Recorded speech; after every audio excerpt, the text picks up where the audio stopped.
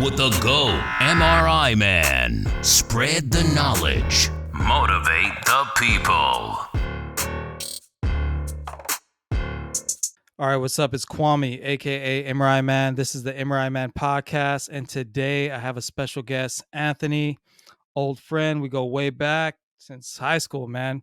But today we're going to be talking about working at an outpatient center versus working at a hospital, the pros and cons. But yeah, man, I'm gonna get you on, Anthony. All right, what's up, Anthony? Yeah, man, How you doing, introduce man? yourself. How you guys doing? My name is Anthony. I've been working as an MRI tech for about nine years. Hmm. Have most of my experience working outpatient, so majority of the time has been outpatient, like 8 years, and less than a year doing inpatient. So it's been cool. It's been a journey. All right, for sure, man. That's dope. So yeah, we went to the same school, by the way. We went to Castelloma College. And dude, I remember seeing you. I don't know if you remember this. I remember seeing you in the hallway. Like we were I like, I don't do. know if I was going downstairs or going upstairs. I was like, oh shit, it's freaking Anthony. That was crazy, dude. I was like, God damn, what are the chances? This little school in Van Nuys, you were there, and who else was there? Adrian was there, I think. Adrian was there. Yeah, You guys, Adrian yeah, Flores was there. I couldn't believe it, dude. I was like, "What the hell?" The universe brought us back together, and that was dope. So I saw you guys there, so I was like, "All right, cool." Like, see you guys doing. I think you were ahead of me in the class, right? You're like over there. I was like, "All Two, right, one or cool." two classes. Yeah. Yeah. So I was like, "All right, dope." Like, I know this is legit because for a while I was like, "What's going on here?" Sometimes I'd show up to the school, doors weren't open, there was no teacher. I was like, "Oh, dude, did I get jacked over here?" But I saw you guys there. I was like, "All right, cool." It made me feel a little better. But dude, yeah, man, back in high school, man, freaking crazy days, dude. Didn't know what the hell I was gonna do when I was in high school. Obviously, things have changed. We got kids now. Um, thought I was gonna be a rapper. Shout out to Dax Track, dude, or Nightmare Records. I gotta throw that out there. Good times, dude. That was fun. Little playful little diss tracks and stuff, balling up. But yeah, man, it was crazy, dude. High school. Oh man. But yeah, let's start talking about this, man. So you're in the outpatient center. Let's start with the outpatient center. What was it like for you? So you get out of school, you do your clinicals, and you get into the outpatient center. What was it like for you working at the outpatient center? Did you expect it to be the way it was when you signed up for school, like working in the outpatient center? Definitely not when I signed up for school. I honestly I didn't know what to expect. I didn't come from a medical background, so I had no idea what to expect. I got just in the program because of Adrian, so he was just got me in the Mm, program. And then I was just going to school just to go to school. Like I didn't know what I wanted to do myself, so it's like, oh, I'm wow, in school now. I'm in the program, so yeah, never would have thought I'd be doing this. So that's definitely not. crazy. That's crazy. So, how many patients would you do at the outpatient center, like when you were working there? Oh man, it ranged probably from like 10 to sometimes it'd be crazy, like 14, but Hmm. at least 10. So pretty busy day. Were you ever like stressed out working at the outpatient center? Like, what stressed you out the most? You would say. I think it would be staying on time. I mean, obviously you got, one patient puts you behind and then next thing you know, it just, domino effect. And it just, since they're all stacked up in individuals in slots, you're pretty much, Hmm. as soon as you fall behind, it's hard to catch up, but that'd be probably the most stressful. But I mean, once you start doing it long enough, you stop caring about that and you just try to be as efficient as you can and just know that you're doing what you can to stay on time. Yeah, for sure. For me, that's definitely the hardest part of my job right now. Working at an outpatient center is staying on time. Everything else, you at this point, we've already been scanning for a while now, and we know how to do pretty much every exam. But yeah, staying on time, man, it's just it's a whole game, and you learn how to manipulate the protocols a little bit if you have to. Um, the thing too is working at an outpatient.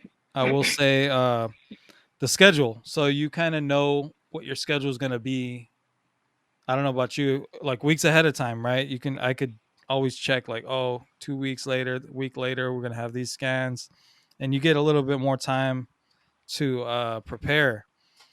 Um, did you feel that way like at the outpatient? Like, did you feel like you had a fair amount of time to kind of like prepare for an exam, something like that was a different exam or something like that? Yeah, for the most part. I mean, there was a lot of scheduling issues, obviously, but then there was a lot of um, it changed so frequently that you would Hmm. think that this exam was coming and it wasn't, or you're not ready for this exams and it just pop up. Since Mm. scheduling department was pretty much just scheduling. It was like a centralized scheduling department that would just schedule for all these sites. So, but I mean, for the most part, yeah, absolutely. You kind of prepare for what's to come. Yeah. And so yeah, let's go into the hospital, bleed into that a little bit.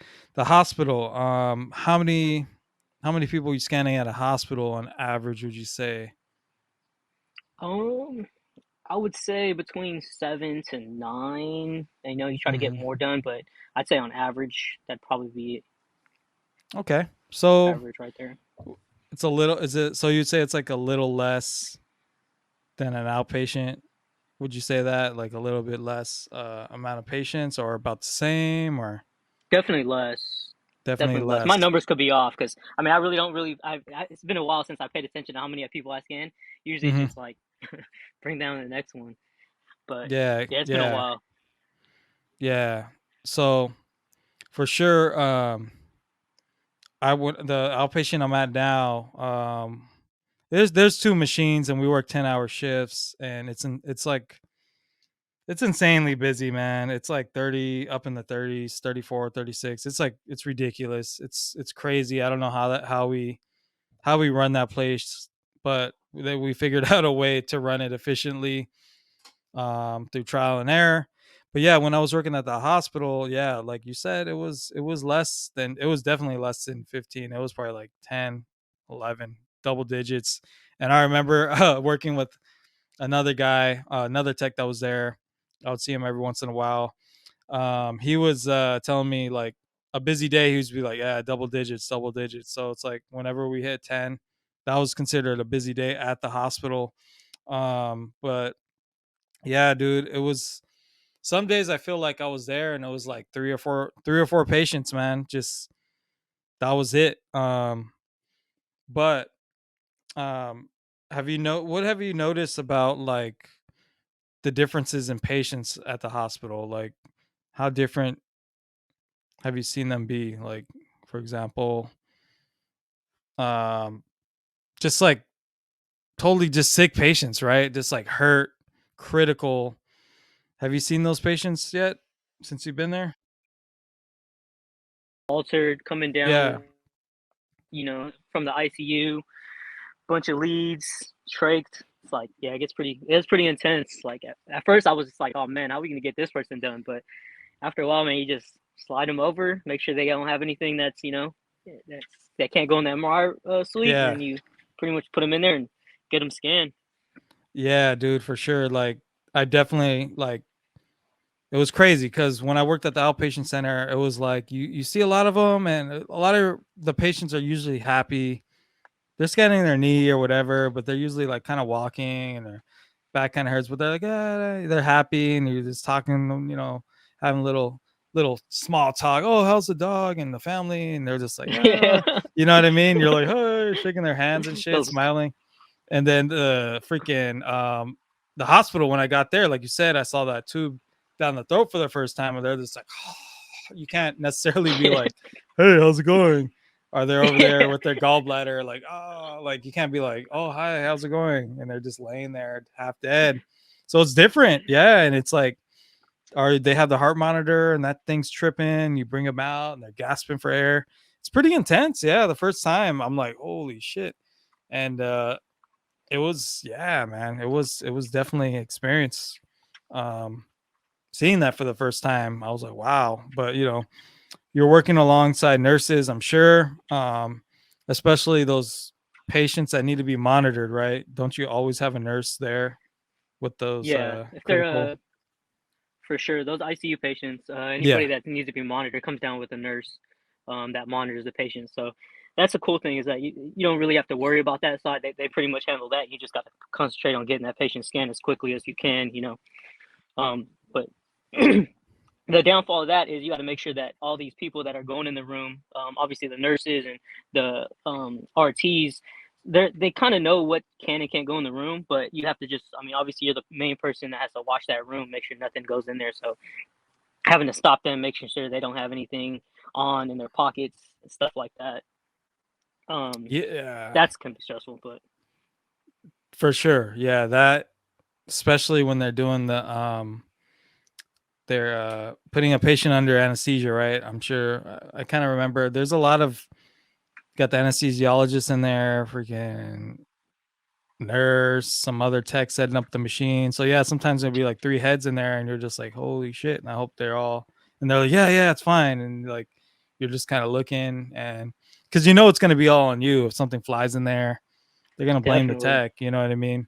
Um, have you ran into a situation where a nurse or whatever anesthesiologist came down and they were like looking for a certain tube or a wire and they asked you something you didn't know and they're like, what do you mean? Like, have you ran into any problems like that with like the nurses Um, or like where you're kind of like, oh damn, like I don't know, like where the machine is or something like that. You know what yeah. I mean? I mean, yeah, since I'm fairly new in the inpatient, so a lot of the stuff that they look for, like I wasn't really familiar with. You know, it's like, oh, where's Mhm. this? I'm like, oh, it should be over here. The good thing, a lot of everything is labeled where I'm at, so you know, it should be right around this area. Mhm. Um, but yeah, I think for me, at least the hardest part is trying to tell the patient, the nurses no. Like if something that they say, oh, this is MRI safe, like nah, bro, that does not look like it should go in the machine. So you got to be Uh, like, nah, that's definitely not okay. But let me double check, you know, mhm. with like one of my leads or something. But yeah, for the Mhm. most part, it's like, nah, it's not okay. Try to Yeah, get you to get or it in what there. they do. And so have you had patients show up just totally like ER patients, dude, like just totally unresponsive and like the nurse will be like, "Oh, they're fine to scan" or whatever like that, and you're like, have they tried to slide a patient in on you like that where they didn't have the safety form filled out or have they done that For to you sure. yet? Yeah, it happens. It happens all the time, man. Especially Yeah, like that's they're just like, oh, we scan those people all the time. Like, nah.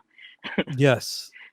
Oh man, I hated that. That was when me and this one ER nurse just didn't get along for a couple weeks because she came down and this patient was totally just unconscious, dude. And they're like, he's fine to scan, da da da. And I'm just like, well, somebody's got to sign off on this. Someone that's like can be legally responsible for him, like his wife or whatever it may be. And yeah, she was pissed, and she's like, I'm gonna tell your manager, da da da.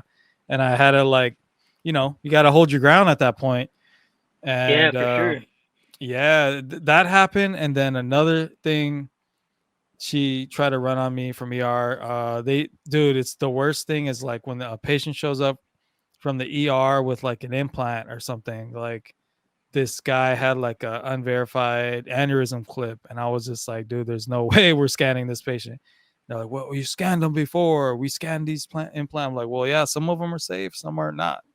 And that was just like another one of the worst days. And she was just like going off on me, dude. And I'm just like, at that point, I was like, why don't you guys just go get a C? It was for a stroke. I was like, why don't you just go put them in the CT machine or something like that? We're wasting all this time. But yeah, that was just, man, those are like the days where it's just hella stressful.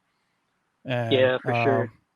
have you had one of those days yet? Like where you ran into some issues like that, just like kind of stressful days? Yeah, man, I say like at Yeah. least two days out of the week, or you know, one Mhm. day out of the week if it's a short week. But yeah, man, it happens. Like it's just it gets crazy. Like actually, on my like couple weeks in, I had a call RRT. My transporter left, and it was just me. And it looked like my guy wasn't doing too well. My patient, he was looked like Oh he no. was having trouble breathing, so he was desatting. So I had to Mm. put like I was like, oh, let me just put an O2 on him just to see, you know, how his breathe, how's O2 is doing, and he was like you just see it kind of desat. And so I called the nurse, and then they were like, "Oh, we're busy. Just call RT." So I had to call RT in, had to slide them out, make sure nobody goes in the room. Oh, Yeah, dude, it was crazy. I was like maybe a couple of months in. I was probably like second month in, so I was still new. I didn't know what to do, man. It gets crazy, but now I know where stuff's at. I know. Now you're like, damn, should I call stat? Like, you're just like, Yeah, hey, what do I do out here? Oh, dude, that yeah, was for the sure. worst. That was the worst too. When you call about a patient and a nurse is like, oh, that's not my patient. I was like, well, can you find out who? Oh yeah, it's Susan's, but Susan's not here. I'm like, the fuck? Well, can you guys send somebody down here? Everybody like Yeah, just keeps passing it around. You're just like, come on. Or you'll call in yeah, the man. morning. You call in the morning for a patient, or you call all day to get a patient down, and then they don't want to go. They don't want to come down till like the end of the shift. It's like 3:40. Because the hospital I was at, I was like the only MRI tech, only one shift. I don't know Oh why, shoot. but they would stop. It would stop like at like 4 or something like that, 4 or 5. And I was like, so I would have to stay if they would call me, dude. Like at 4 at Dang. 3:30, I would have to stay. And then it could take like 40 minutes to bring down a patient. You know what I mean? It could take forever. So let's talk about that. Like you said, the triaging the patients, right? Yeah. So talk a little bit about that, like for somebody that's a student or like a new tech that has no idea what that is.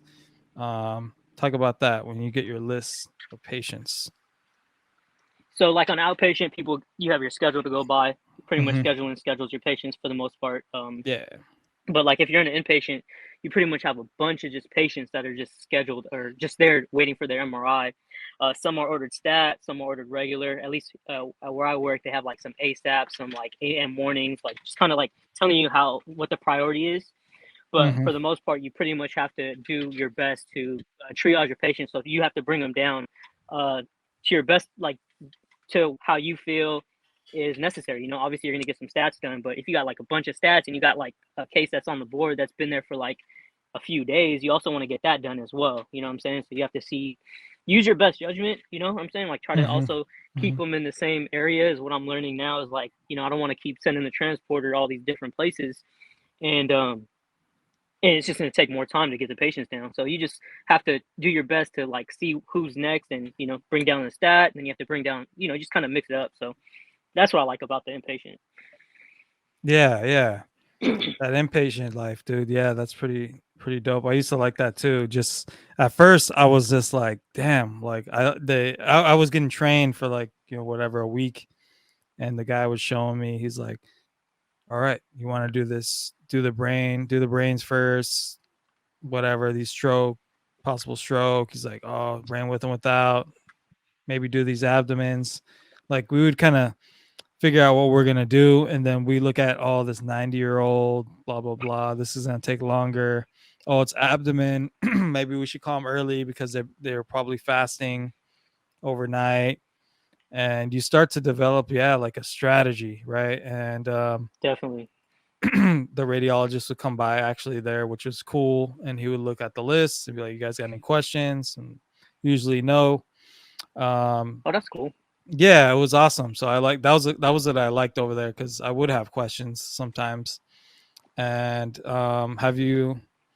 Let's see. Have you had a problem where a patient came down, couldn't do the scan, and the doctor called you, like the ref doc or whatever, ER doc? Hey, why couldn't you do the scan? Like, have they done that to you yet? Yeah, I mean, That's obviously a you just do your classic one, best, you dude. know what I mean? Yeah. Yeah, it's like, So oh, well, what'd you do? yeah, Oh they man. wouldn't hold still, ordering some Ativan and then have them come back, you know what I mean? But yeah, Mhm. that's a tough part because you try your best to just get at least something for the radiologist to read. But I mean, sometimes you just can't. You gotta use your best judgment. You're gonna spend all day on one patient when you got a list of 30 patients on the board. So, you just gotta be like, all right, well, I tried a couple times. We gotta bring them back down with some meds or something like that. I can't be here, you just gotta be practical at that point. Yeah, and a thing I learned too about that, um, when a guy I worked with or whatever, he would when he call him down, sometimes he would ask that like, "Oh, are they in severe pain?" Or like we would communicate with the nurses, And then the nurses, some of the nurses will be like already coming down with meds, like already for claustrophobia or pain. Like they already knew ahead of some of them. And I was like, damn, they're freaking good. Or they would be like, oh, on the phone, be like, hey, this patient can't lay down flat for like 5 minutes, da da da. So like I like that part of it too, when like the nurses would kind of use their common sense with like MR, like, oh, that was pretty Yeah, for awesome. sure. Yeah. Those nurses get their patients scanned first. Those nurses that cop attitude, they just messing up their patients on the back of the list. I know, yeah. You're just like, what nurse is working today? Like, yeah, but oh man, but yeah, I'm trying to think of what other things, um, what other issues did I run into at the hospital? I think transport was a thing too. If you got a Mm, bad transporter, oh my god, they'll just ruin your whole day. yeah, Um, so I have this, yeah, dude. I don't know if you had that problem. You're like, where the hell's Earl? This guy is supposed to, yeah. you know what I mean? You're like just Dude's on holding his up the phone, line. just chilling. Yeah, Yeah, yeah. man. These guys be on their phone. They be in the cafeteria. I remember we had this big dude, and he was down there. They're giving out free cupcakes or something. That fool was down there eating, and I went down. I went Yeah. down there. He was out there sweating, looking at some cupcakes. I'm like, dude, what the hell are you doing down here, my boy? Yeah, Come on, my boy. come on, my boy. You get my patient. Yeah, just Oh, that's ruthless, funny. dude. And sometimes I'll call down too many, and I'll have like 3 beds in the hallway. I was just like, ah, shit. But Oh shit. yeah, I'll kind of be messing up sometimes. But oh man, combative patients. Have you got any of those yet? Anybody try to? No, No. luckily, Good. luckily I have not, man. For sure. That's I don't good. know, like, I don't know how I would react. That'd be tough. I already just had one old lady that was just like trying to swing at me once, and but she was kind of slow, and Okay. then they brought her back drugged up. They put these little mittens on them so they can't Oh scratch yeah. you. Yeah, it was The hilarious, dude. boxing They're just gloves. like, yeah, they're just like hella slow, and you're just like, come on, dude. Oh, that's funny. Yeah, scan a lot of homeless people, you know, Yeah. mostly we scan mostly abdomens and brains. I swear those are like the top two, or the MRA head, neck. They just always order that MRA brain with and without, and then head and neck, MRA contrast, whatever. Yeah. That was like the classic go-to. Um, but yeah, man. So, what do you prefer, like then, like outpatient or hospital? I think if you just had to go for, I mean, I like the inpatient, honestly. Just because you have a little more control. I like the stress that it has on you as far as like all the things that we brought up. Hmm. Thing I do miss about the outpatient is being more in touch, like in working on protocols, like with your radiologist. They're more involved on the outpatient from what I experienced. Mm. I'm still new in the inpatient side, so it could very well be, as you get more experience, they're there to help you out and kind of help you out in that sense. But at least the Hmm. two places I worked at inpatient, they're pretty much they just work. They're not really. You just kind of they run their protocols pretty much. Hmm. But I do miss that in the outpatient setting where the radiologists do help you and kind of work with you and stuff like that. That's true. It's more like family setting at an outpatient center. I feel like you see those rads Yeah. all the time, and you can just walk to their door. Hospitals are bigger. Those guys could be hard to find in a hospital. Um, but yeah, man, do you have any other notes you want to add?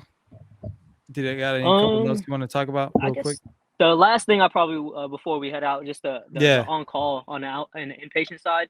That's Oh. another downfall of working inpatient is you gotta Mm. take call if you don't have a tech working all night. So you just pretty much have to be within 30 minutes of if they call you, just got to be there, and it's overnight usually. So that's the only thing I don't like.